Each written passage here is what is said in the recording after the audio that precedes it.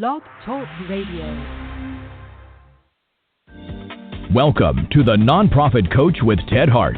Since 2010, the most listened to radio show in the nonprofit sector dedicated to helping your charity succeed. It's no secret that combining online and offline techniques is the key to fundraising success, and practical nonprofit management advice is what you need. The Nonprofit Coach with Ted Hart is the perfect landing point to learn from top experts around the world who provide advice you can use. Ted Hart is without a doubt one of the foremost nonprofit thought leaders. Also a successful author, his books range from successful online fundraising to expert nonprofit management. Guests on the Nonprofit Coach are leaders in their field who share their insider tips and trade secrets in a conversational style both the experienced and novice will benefit from. Ted lectures around the world, but now he's here for you. From the latest in charity news, technology, fundraising, and social networking, Ted and his guests help you and your organization move to greater levels of efficiency and fundraising success. This is a live call-in show. Add your voice by calling 347-324-3080. After the show, you can find all our podcasts at tedhart.com.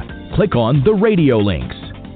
Don't forget to dial 347-324-3080. Now, welcome the host of the Nonprofit Coach, Ted Hart. And welcome here to this latest edition of the Nonprofit Coach. Thank you for joining us today. Very, very important topic today, making your next career move. And we've got one of this country's top experts to help you make those right moves.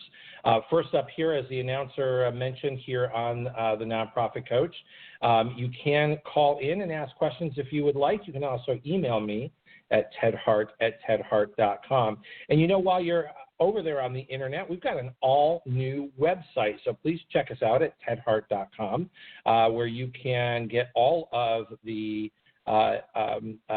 podcasts of our shows from the past 8 years here on the Nonprofit Coach. And if you're looking for a creative way to listen to our show, after each show, our program is immediately created into a podcast. It's available to you online at tedhart.com. Or if you've got Alexa at home, you can now just say, "Hey, Alexa, play Nonprofit Coach on TuneIn," and you will be able to listen to all of our shows right there on your Amazon Echo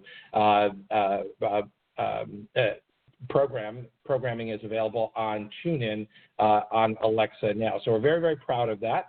But first up here on the Nonprofit Coach, we always start with Page One News.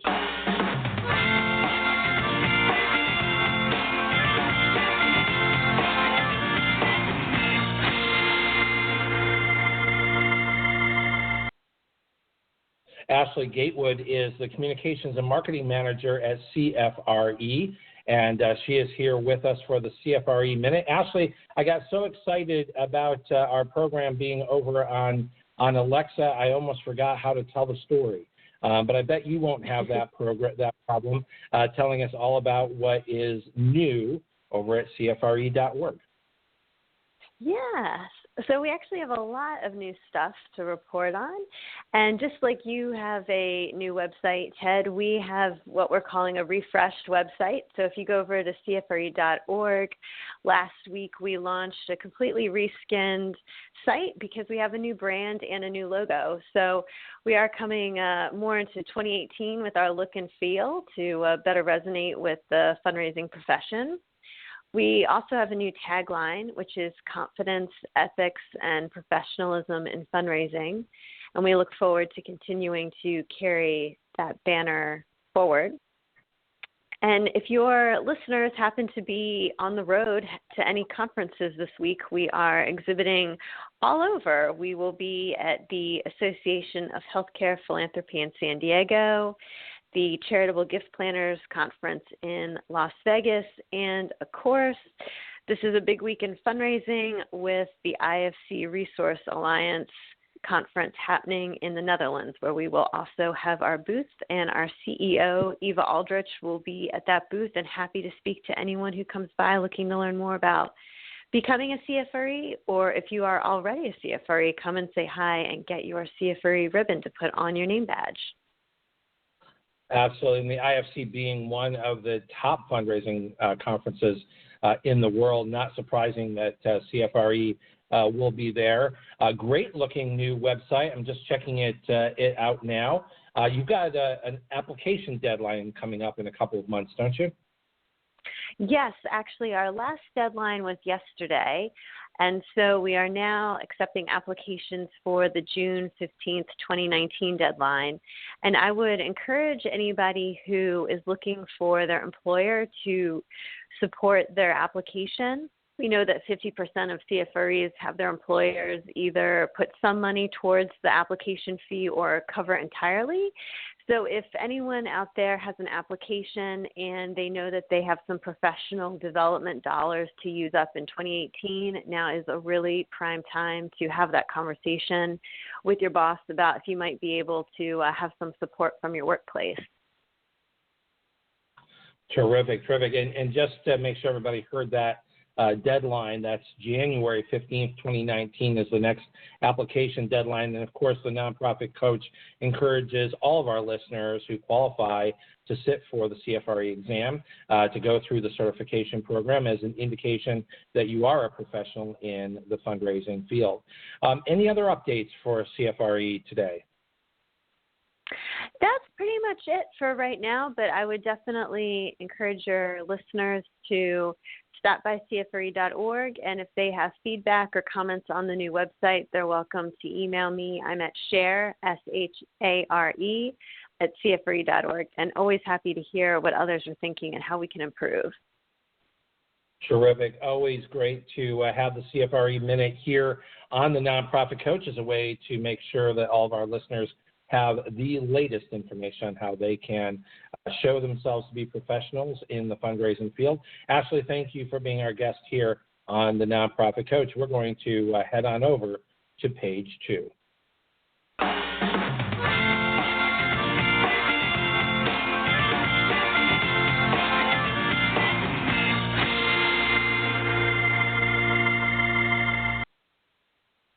Well, not surprisingly, right on the heels of hearing the updates from CFRE, you might be thinking about your next career move.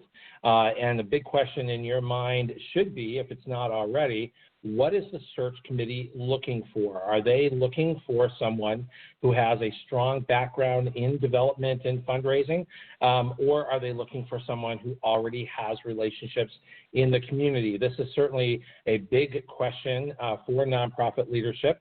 And today we have the expert who is going to help us sort all this out and, more importantly, help you understand how you can advance your career and be more successful. That expert today is David King. He is the president and CEO of Alexander Haas.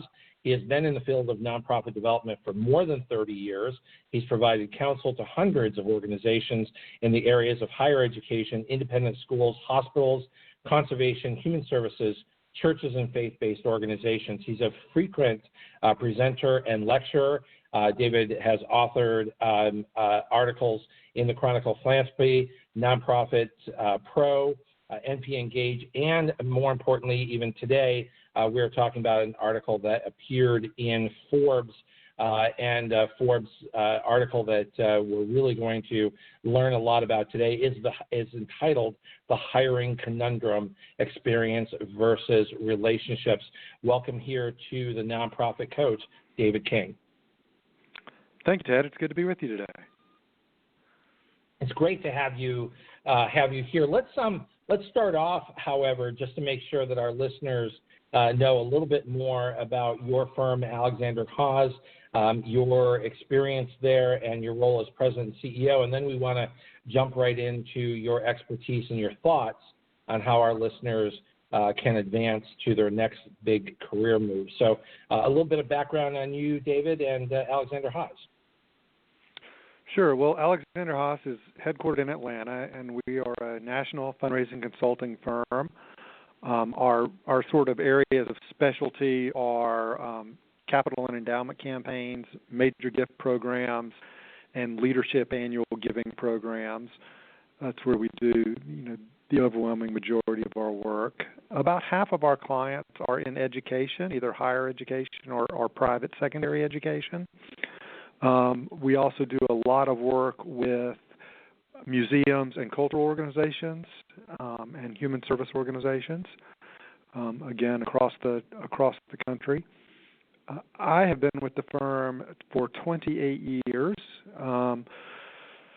Started in 1990 working at the firm and have been here ever since. That doesn't happen much in the fundraising field anymore for someone to stay at one place that long. And I often joke with people that my career is really the story of the power of attrition, that if you stay somewhere long enough, eventually they'll hand you the keys on the way out the door. So you definitely have a lot of experience with a lot of different organizations who have had to hire chief executives and top executives over your 30-year career. And I guess just as you do in your article, we won't keep people sitting on the edge of their seat too long. This conundrum of strong background and development versus relationships already in the community.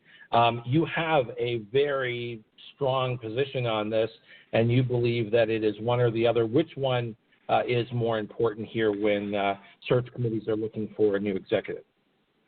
Well, I think we often get stuck with having to pick from one or the other. Obviously, the ideal would be someone who has a strong background in development and also does have relationships. But what we tend to find is that the choice is between one thing or the other. And I think the problem that we run into with that is search committees making the assumptions that the relationships will translate from one organization to another because the individual moved. And I have found in watching this happen over and over again that is most often not the case. That the relationships that the development officer has or the executive director, it really goes all the way up to the C-suite, that those relationships are individual relationships. They often don't transfer because people's interests may not translate.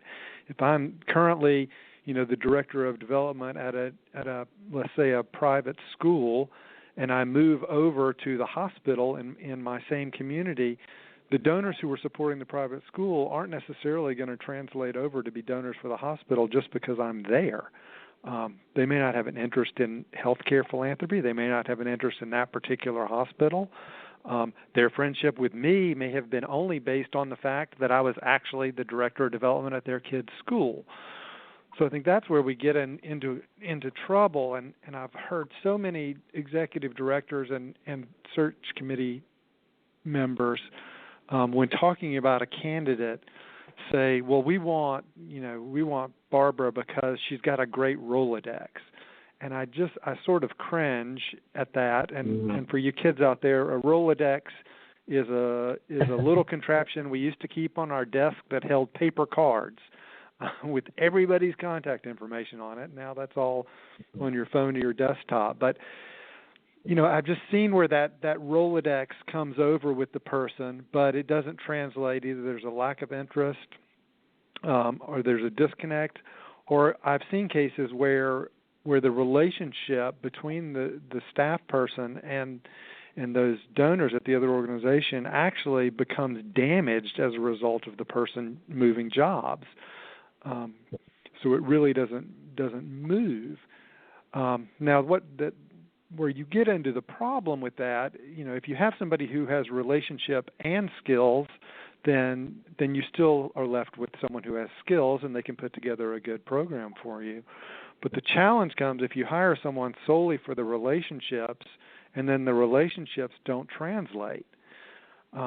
So now you have a situation where the person you hired thinking they were going to bring new donors to you doesn't bring those donors, but they also don't have a strong background in fundraising so that they know what to do now, how to start a program, how to develop a program and build it.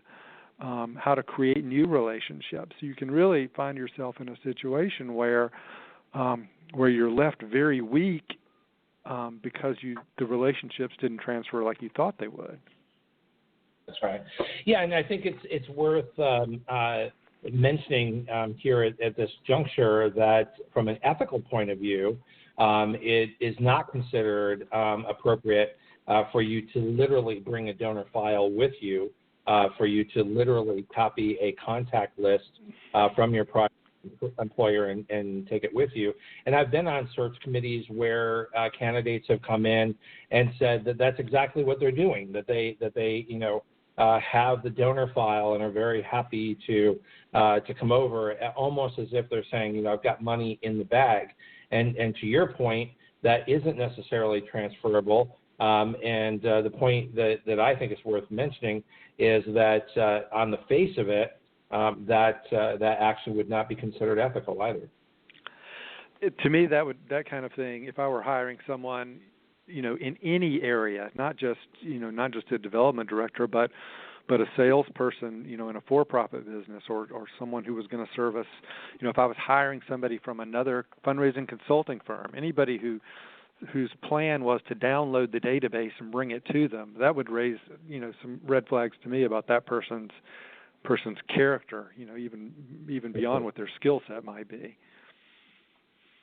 Well, and one thing I always remind people is that when someone comes to you with that kind of offer, keep in mind that they're also the same kind of person that will leave you taking your donor list with them. So they've just told you a lot about their character, and you should probably pay attention.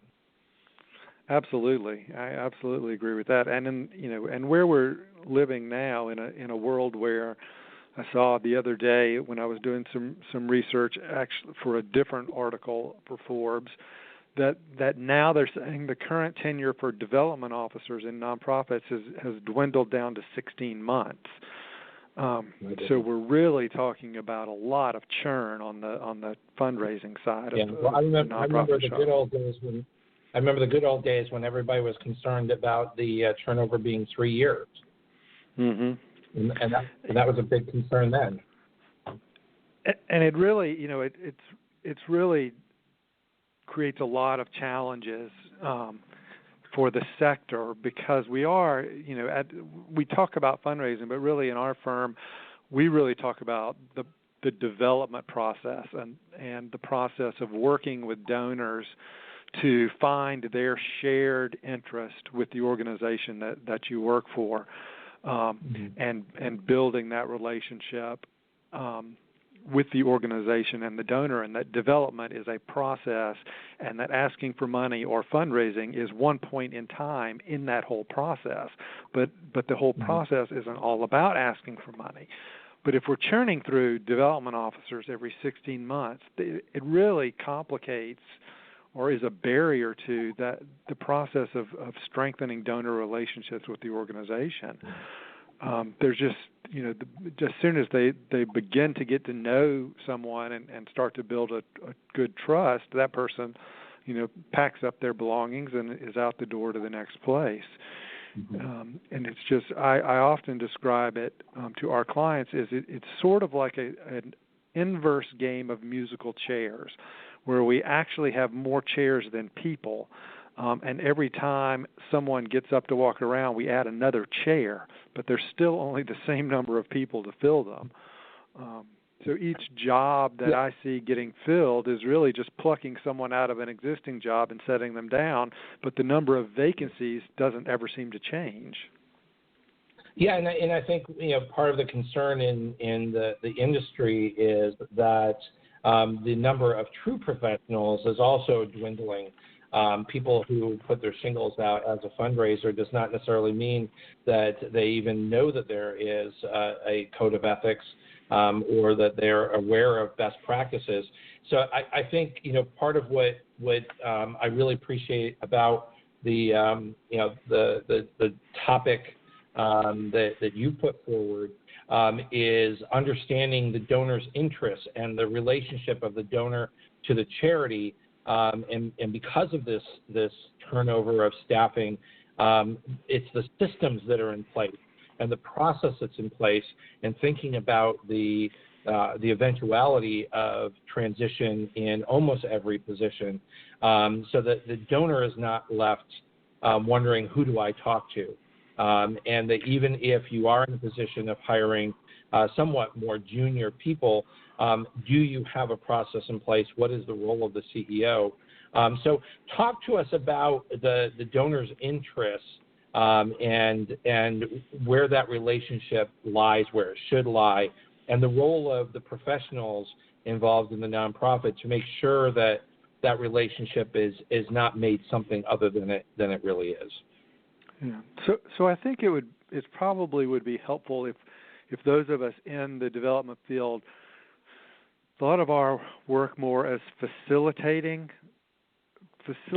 philanthropy rather than driving it. So, and by that I mean that our job is really to work with the donors of the organization that is employing us to strengthen that relationship and really find where the common ground is between what the organization is trying to accomplish and what the donor wants to accomplish.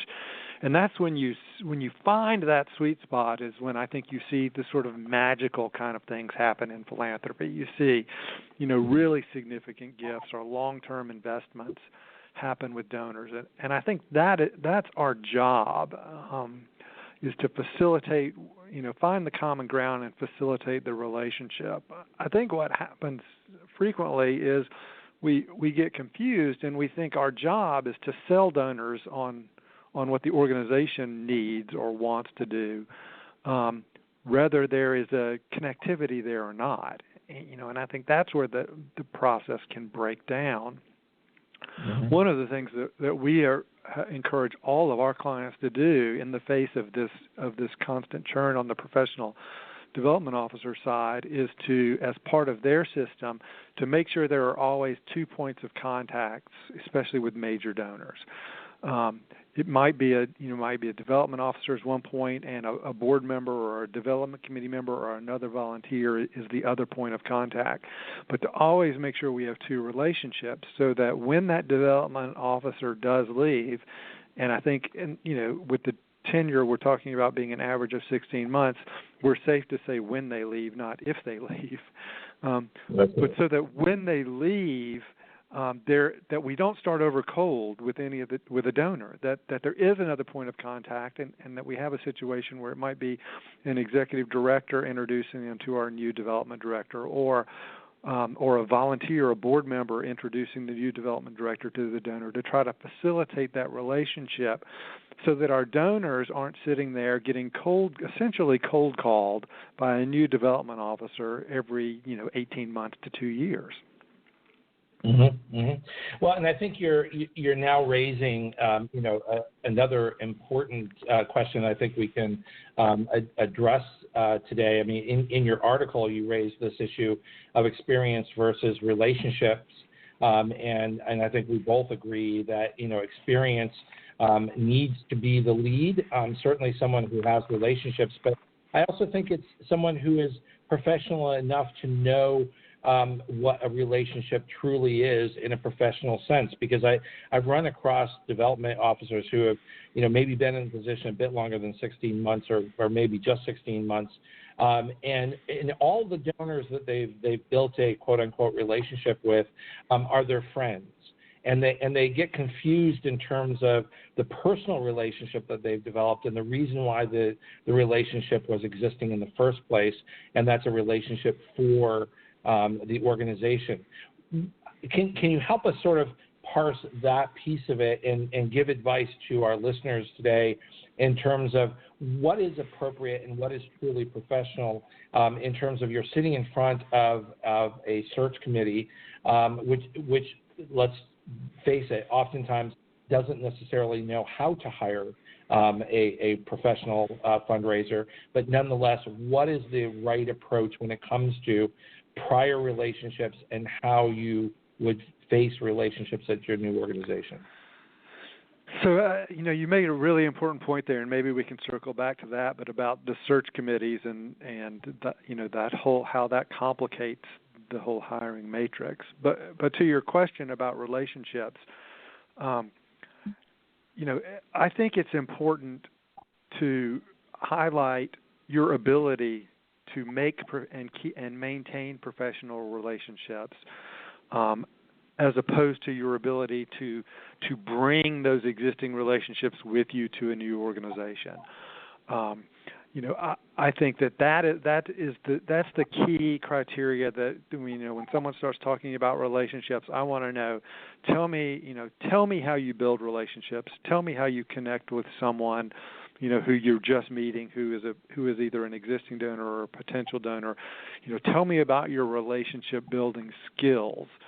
I see this often. I've been working in a consulting firm for 30 years, so I've seen a number of people come into consulting, and we sort of joke about it around here that everybody coming out of working in the nonprofit sector and into consulting, believes that when they move into consulting, all of a sudden all of their colleagues from AFP or AHP or CASE are going to come running to hire them to be their consultant, and how it never really goes that way. Those relationships that they have through those other organizations and in their existing role as a development officer are really collegial and peer relationships, and that doesn't necessarily translate into me being your consultant kind of relationship. Somebody may not want somebody they consider a peer, or a friend to be their consultant and come in and see, and be giving them advice, essentially on things they could do better or differently, or things they're doing wrong. And I think that, so that same kind of confusion about the relationship that can happen with someone who believes that their donor relationships will translate too. I've seen so often that it doesn't work, that those relationships don't translate. Or the other thing that I've seen, and this is not necessarily the fault of a candidate who's overselling their relationships, but I've seen situations where a candidate interviews for a job and they're underqualified, or maybe they're even well qualified for the job, but the tipping point on why they get hired is that they are part of a family that's already a significant donor to that organization, or that is known in the community to be very generous or very philanthropic. And so the organization, the search committee, the executive director makes, the tipping point on the decision is, well, this person is well known in the community and their family is very philanthropic and well known, and so all of that cachet will come with them to us. But that often doesn't happen either, because that's right. The people may have no connection, or what I've seen happen is the person, without getting into specifics, I watched from the sideline a person who very much did not want their family connections to be part of the decision-making process, but at the end of the day, that was a big reason they were hired for a job. But they were not willing, and never had been, and never expressed to the organization that they would be willing to play on those relationships as part of their development role. They weren't going to go to their longtime family friends who were very affluent members of this particular community, and they weren't comfortable going to them and asking them to support the organization they worked for.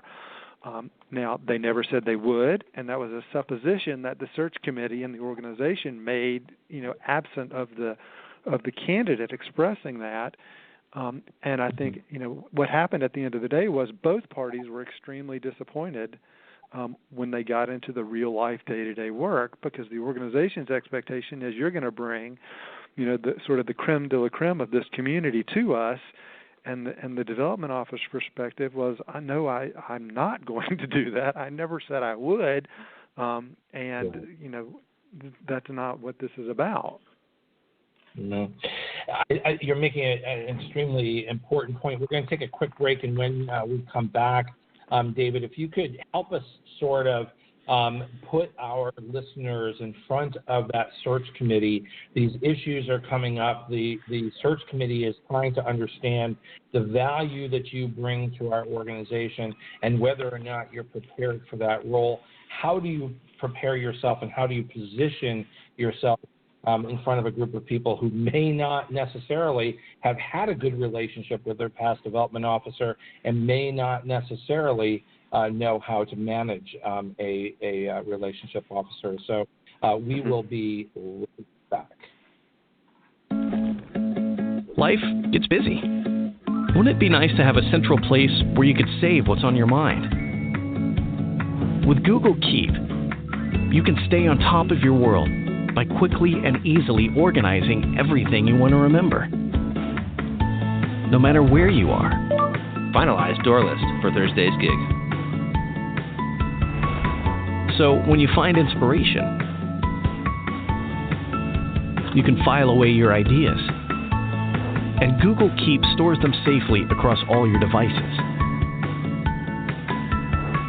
And when the time comes, you'll have everything covered. Save what's on your mind. Google Keep. Remember, our podcasts and archives are always available 24 hours a day at tedhart.com. Click on radio links. If you're listening live today, the phone lines are open. Call in and ask a question by dialing 347-324-3080. Now, back to the Nonprofit Coach with Ted Hart. And we're back here live with David King, President and CEO of Alexander Haas. Our topic here today is experience versus relationships and making your next big career move. David, I'm sitting in front of the search committee. I'm trying to help answer their questions and trying to help them understand the value that I bring, but they may not have had a stellar development officer who preceded me. They may not have felt that it was successful, and yet they're trying to do their due diligence and their fiduciary responsibility in identifying a good candidate to move this organization forward. We've already identified that experience is extremely important, but also the kind of experience that you bring and the sort of professional that you are in terms of your own personal ethics and your ability to understand the difference between what is a relationship and what is your job, who is your friend and who is a professional contact. So how do I position myself, and what are some of the key things that would help me be successful as I'm talking to that first committee? So I think one of the challenges we have with search committees in nonprofits, particularly when they're put together typically out of some subset of the board, is there may not be a real clear understanding on the committee about what the organization's internal strengths and weaknesses are, and really what skill set it needs in a development officer or a CEO, and so they may, in absence of real concrete criteria to look for, they're going to make some up. Each individual will come up with what they think is important. So what I think is important for candidates to do is two things. One is to establish for the committee, even though it is probably already on your resume, but walk the committee through the key successes that you've had at your past couple of employment engagements. Tell them what the challenges were when you got there, what you did to address them, and how things were different/better when you left, and give them a chance to understand, those experiences and what you've been through, and hopefully to ask you good questions about those that allow them to understand the kind of professional experience that you have and the kind of skill sets that you bring to the group. I think that the second piece is, even though you're sitting there and you're being interviewed, and you may desperately want this job, to be very honest with yourself and with the committee about what you can and cannot accomplish for the organization. If expectations are being set out, about we're looking for someone who's going to double our fundraising revenue next year. You might want to push back on that while you're interviewing for the job, and while you think, well, I don't necessarily want to push back on that while I'm interviewing. It's that may actually get you the job, and also help to set reasonable expectations from the outset. When we're being interviewed by organizations to hire us as a consultant, we often find ourselves in a situation where we have to start consulting before we've been hired. And sometimes that means pointing out to someone that there may be a flaw in the logic of how they're approaching something.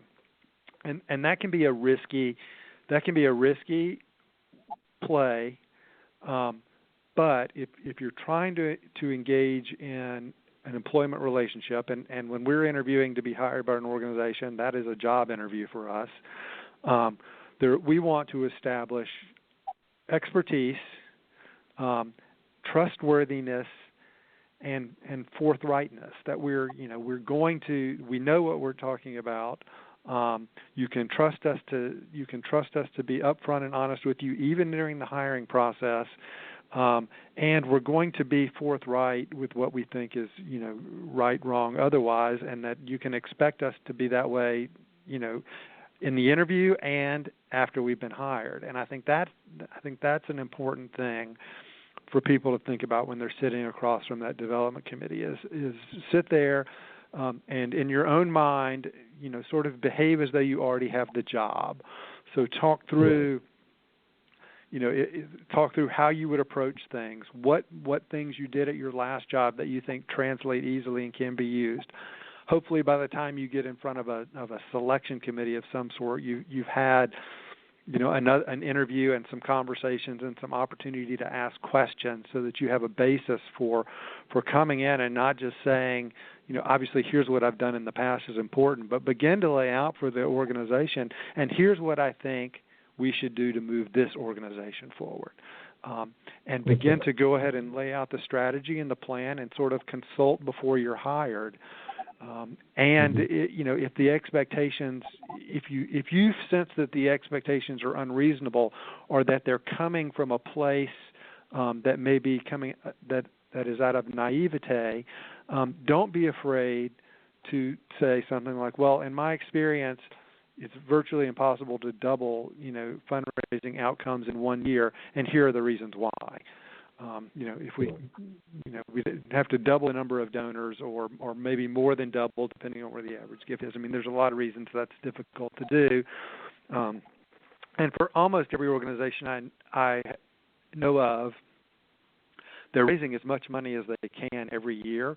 There's no low-hanging fruit left. So it's, when you talk about doubling the number of donors, it's not, if I could have raised more this year, I would have, is usually the answer. So, I think it's those things as, really not being afraid to put yourself out there as knowledgeable and expert, and not being afraid to offer suggestions about how you would approach moving the organization forward.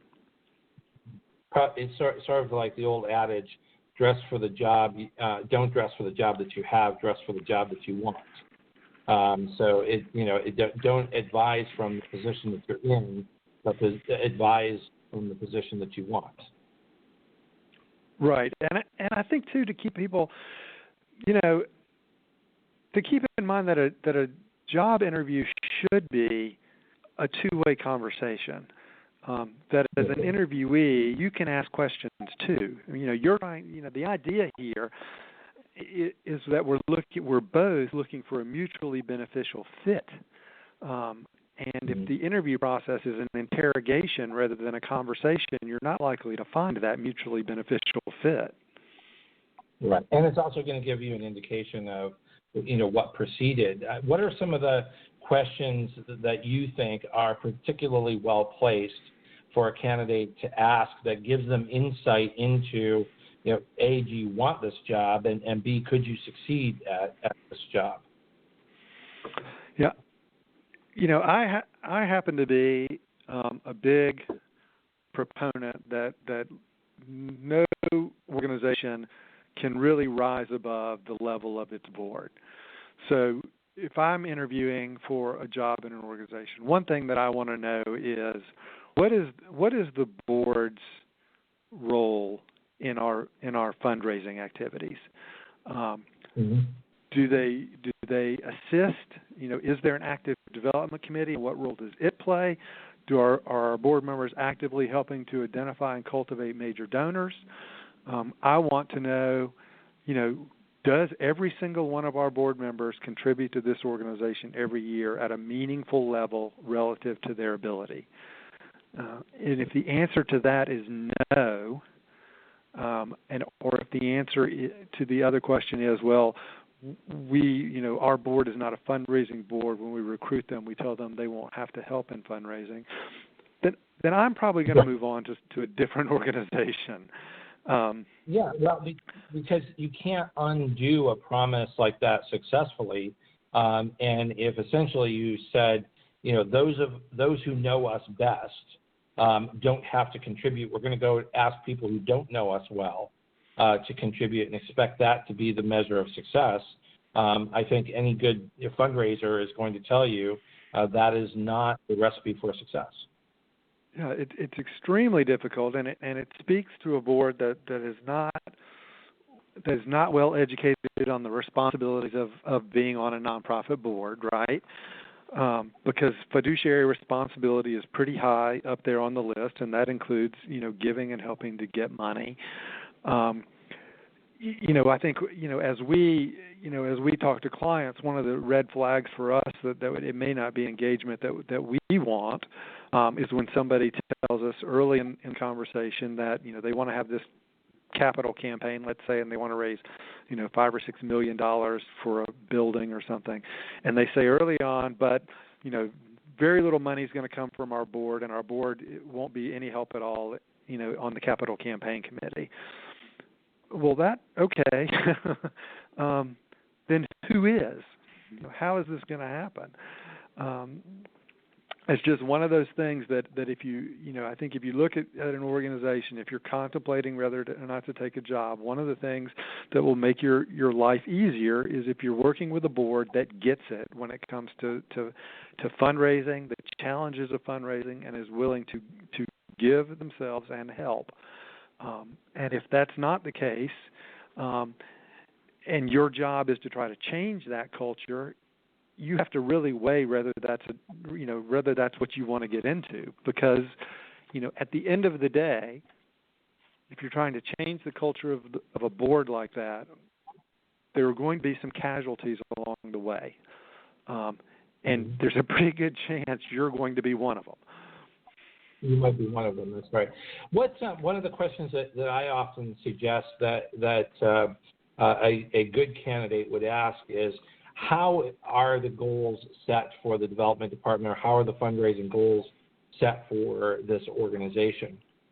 Because the answer to that, which could be lots of different kinds of answers, will tell you a lot about your ability to succeed, the role of the board, the knowledge of the board, and how they view the position that you're applying for.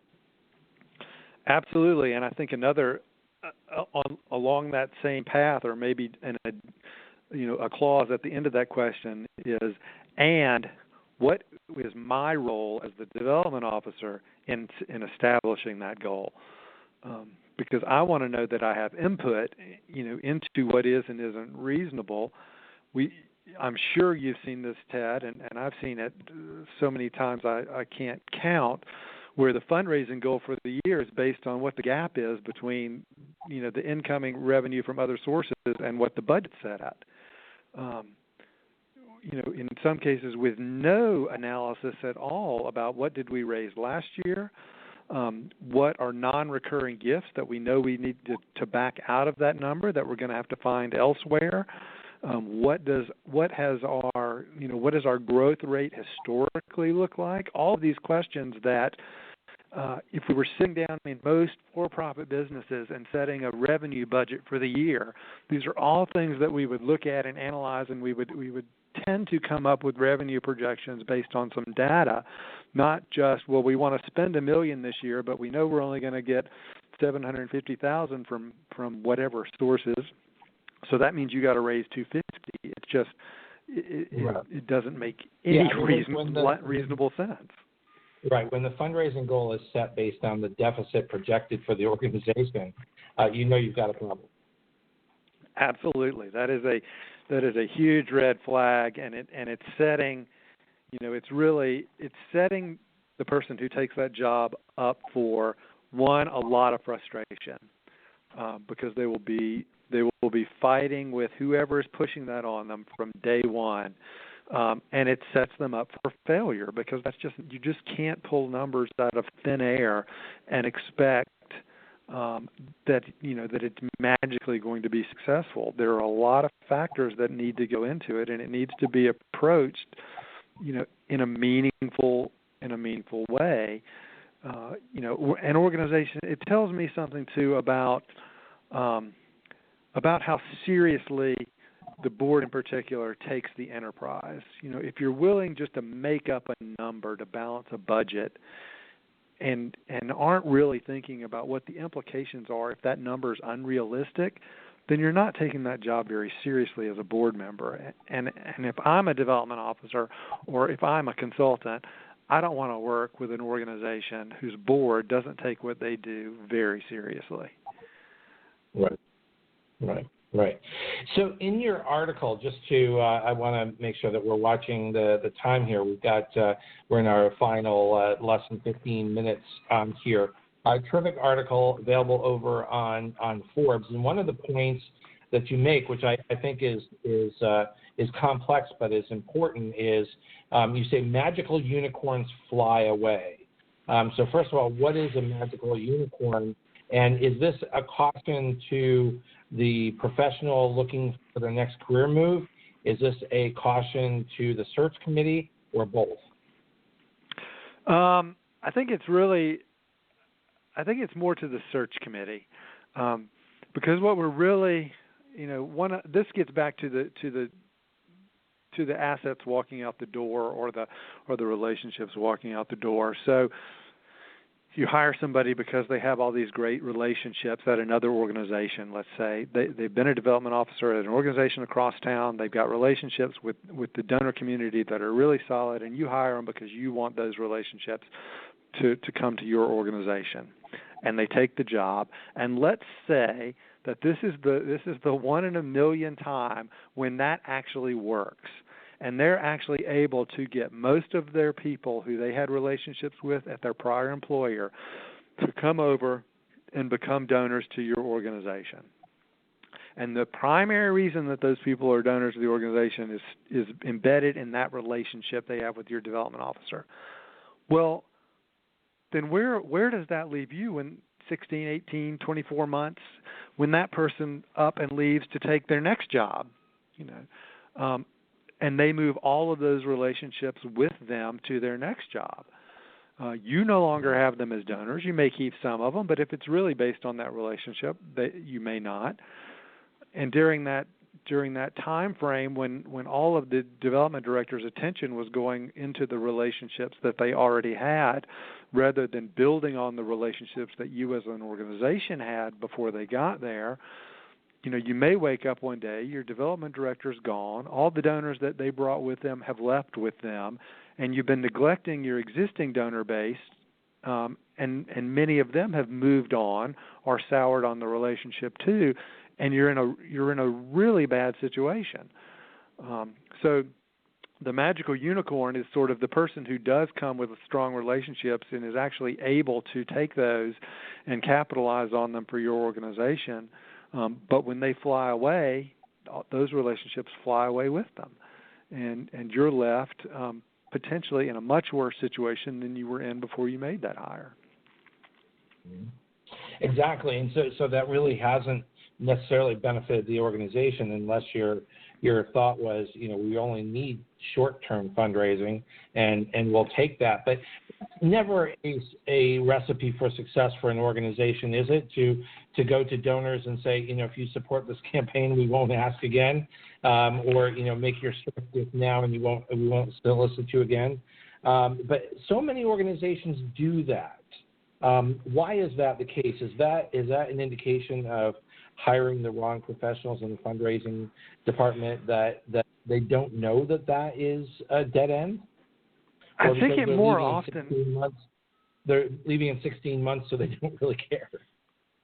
I feel like that more often gets pushed onto development officers by board members who are sort of, I don't know, I guess naive a little bit to the organization's long-term needs and the philanthropy in general, and go in and maybe to some degree are embarrassed about asking for money, and so I've seen this on a number of occasions where we will go into an organization who hasn't had a capital campaign, let's say in 10 years, and they need to have one because of the buildings. I mean, they really need one. There's a problem that needs to be addressed. And they'll say, well, we can't go back to any of the donors who gave to the last capital campaign because we told them that would be, if they would give to that campaign, we'd never ask them for a capital campaign gift again. That's not how donative behavior works, for one thing. People tend to attach to organizations that they believe in and trust, and as long as they continue to believe in the cause and the trust doesn't get violated, they tend to give over a lifetime, not episodically or not making a one and done kind of gift. So I feel like development professionals in the development field understand that, and they realize that they're not just getting a gift for this year or a pledge for 3 years, that they're trying to build a lifetime donor who will walk with the organization through the entire spectrum of annual giving, capital giving, endowment giving, and then eventually estate giving. Not a one and done sort of thing to get to a goal, and then leave the then they're going to leave the organization and move on. Certainly, there are donors who change their interests and move on. But I think telling someone we won't give us a gift now, we won't ever ask you again, is completely misunderstanding, the cycle of being a donor and working with donors. Mm-hmm.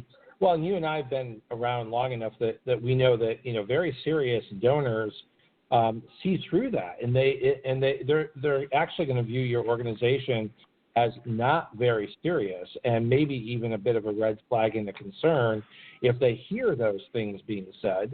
Because if they're a serious donor, they're probably giving to other organizations and perhaps have successfully been solicited and know what a good fundraising program looks like or ought to look like.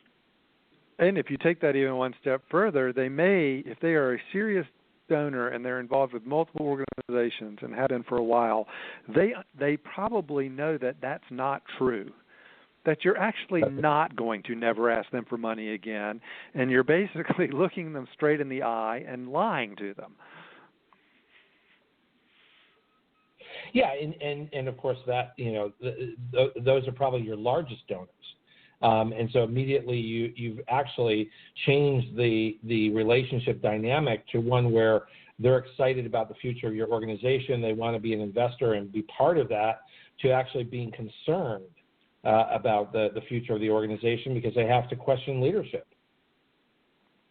And one of the things that I believe is true about the life cycle of donors is let's talk about a capital campaign where somebody goes out and says, if you give us money to build this building, we'll never ask you for money again.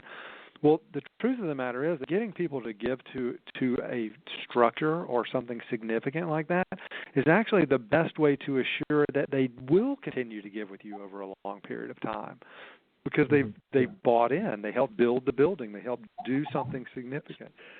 And they're not going to just walk away and watch it flounder. They want to stay involved. They want to stay engaged. So it's really counterintuitive to use that as a strategy, to think that it's encouraging to a donor. It could really be discouraging. That's right. And a good where I was going with that is that a true fundraising professional is going to know that difference and is going to know that your top donors are not going to be inspired by that kind of message. In fact, it's counterproductive to the overall organization. Listen, we sadly only have about 5 minutes left, and there is one additional area from your article that I really wanted to get your insight into, and that is, in this day of lawsuits and privacy, and how do you perform thorough reference checks on someone where a lot of organizations will simply confirm that they work there and confirm the dates that they work there, but are not likely to give a very candid review? How do you actually do thorough reference checks, or is that not possible? I think it's possible. I think what we try to do. So when we're hiring someone to work here, what we will typically do is look at where they have worked in the past and try to find a connection that we might have into that organization, whether it's a volunteer or a previous staff member. We try not to call someone who's currently working there, as that can get them in trouble, but to try to find someone who's not listed as a reference, who would have known the person at that time and can give us their own personal assessment of it without it being an HR nightmare for them or for the organization. When we have clients that are in these kind of searches who feel a little bit hamstrung in reference checking by the legalities of it, because as you know, Ted, if you call the HR department, it's yes, they worked here. Here are the dates. Would they be eligible for rehire? And that's about all you're going to get, which is not incredibly helpful. But we'll often do for clients is we'll look at a person they're hiring and look at where they've been and say, well, I know a couple people who would have been involved with one or more of these organizations during that time frame. I'm happy to make a call, on that relationship and ask what they know about this person and get some feedback that way. But I think it is, I think it is important if you're going to bother to check references at all, then I think it's important to go beyond just calling the people listed on the resume or in the references list, because anybody who's listed on that references list has already been vetted by the candidate. They've probably already been, coached into what they should say, or they will be coached in it by the time you get them on the phone. So you're really not going to get much at all. In fact, I go so far as to tell organizations who are thinking about hiring our firm that if you want me to give you a list of references and that's going to be your reference check, you're wasting your time, because I'm only going to give you people who are going to say fabulous things. If you want a reference check, pick 10 organizations off my client list and I'll give you a contact at them. Pick them randomly, pick them because you like them, pick them for whatever reason. And I feel the same way about hiring. If I'm only going to call the people that they listed as references, then I might as well not waste my time on the calls, because one of two things is going to happen. Most likely they're all going to say fabulous things about the candidate because they're handpicked references.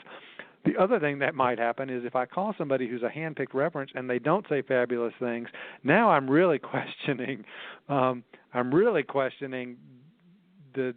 person who is the candidate, their judgment, their assessment of how people feel about them, how thoroughly they vetted their own references.